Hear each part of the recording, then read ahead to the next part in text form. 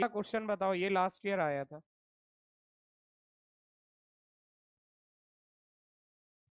आराम से देखो, तुम्हारे लिए बहुत आसान क्वेश्चन है।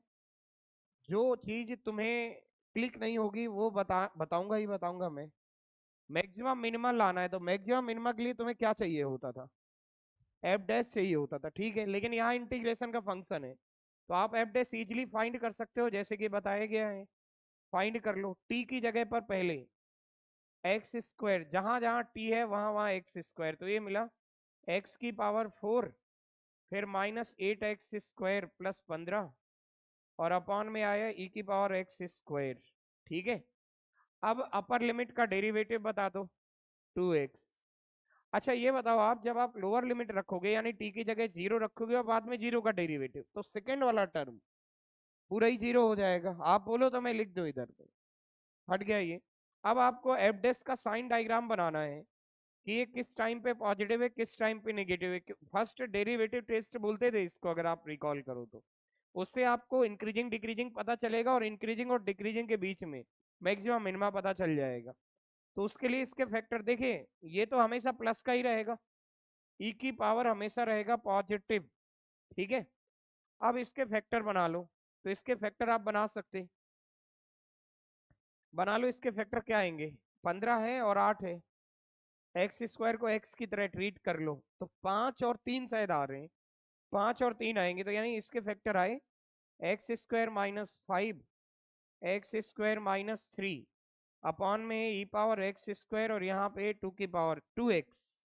इसके भी फैक्टर बन सकते हैं। क्या बनेंगे इसके फैक्टर? x - √5। तो देखिए मैं प्रॉपरली लिख रहा हूं, इसका इसके साइन पर कभी कोई इंपैक्ट नहीं पड़ेगा, क्योंकि इसका साइन होगा ऑलवेज पॉजिटिव। तो उसे मैंने नंबर्स की तरह ट्रीट किया और अलग कर लिया। यहाँ पे आया x, फिर है x - √5, x+√5, और इधर पे है x - √3 और x+√3। और अब बना लो साइन डायग्राम, और आ गया आपका आंसर। तो यहाँ बना लो साइन डायग्राम, बताओ सबसे इधर कौन सा नंबर होगा। ये बाकी चीजें तुम्हें पता है, तो वो तुम्हें ही बताना पड़ेगा। √5 से स्टार्टिंग होगी, ठीक है। √3 आ जाएगा, फिर 0 और -√3 और -√5। ये है sign of F dash, sign of F dash है। ठीक है। चलो अभी ये प्लस माइनस कर लो, plus minus plus minus plus minus. अब देख लो, रिकॉल करो, फंक्शन अगर इंक्रीजिंग से डिक्रीजिंग जाता था तो क्या बनता था बीच में?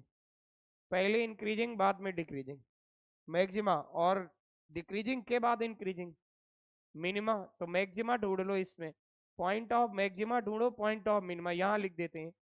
Point of local maxima, maxima का मतलब इस साइड इंक्रीजिंग और उधर की साइड डिक्रीजिंग। वो देख लो इधर पे, ये क्या है आपका, इधर की साइड क्या है? डिक्रीजिंग, फिर इधर इंक्रीजिंग, फिर डिक्रीजिंग, फिर इंक्रीजिंग, फिर डिक्रीजिंग, और फिर इंक्रीजिंग। अभी देखो, डिक्रीजिंग टू इंक्रीजिंग क्या है, मैक्सिमा या मिनिमा? बोलो। देखिए, इसके पहले डिक्रीज है और इसके बाद में इंक्रीज है, मिनिमा है, करेक्ट। तो यहाँ मैं लिख देता हूँ पॉइंट ऑफ लोकल मिनिमा। आपने बताया है -√5।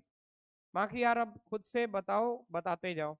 ये पहले इंक्रीजिंग, ऐसे जो एरो लगा है ना, इस बात का मतलब है मैं ये बताना चाह रहा हूँ फंक्शन ऊपर जा रहा है, इंक्रीजिंग है।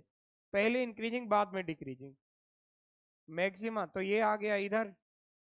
अब बताते जाओ, जो भी 0 के लिए क्या बोलना है, मिनिमा आ गया, और √3 के लिए और √5 के लिए मिनिमा। अब देख लो कितने पॉइंट है, क्वेश्चन रीड करो और आंसर बताओ।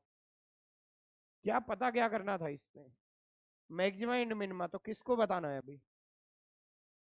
दो दो आपके मैक्सिमा है और 3 मिनिमा है, ए ऑप्शन हो गया। एक और बात, मैं भी आपको ये समझाने वाला था कि भले ही ये ना आता हो तो भी तो सीधे 5 आ रही है वैल्यू, तो आपको ये आना ही चाहिए, नहीं तो आप गलती में ये आंसर टिक कर सकते हो। अगर ये प्रॉपरली क्लियर नहीं हुआ तो 1 सेकेंड के अंदर आंसर गलत हो सकता है आपका। या तो फिर आपको एफ डबल डैश से जाना पड़ेगा, और hopefully F double dash x इसका काफी ज्यादा कॉम्प्लिकेटेड बनेगा।